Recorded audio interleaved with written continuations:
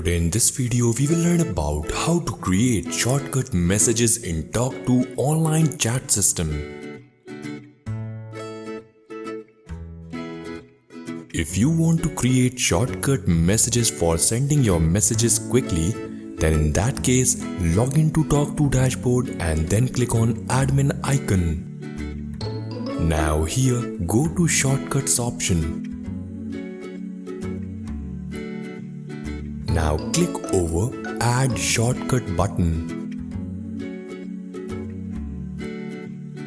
Now from here you can give any name to your shortcut and then the message. In this way, if you will type // your name written like other, then in that case this will appear automatically.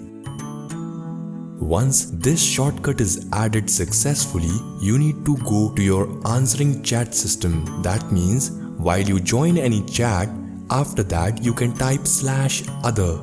In this way, the complete message will be printed automatically. Therefore, in this way, we can choose pre-written long messages just in a single click.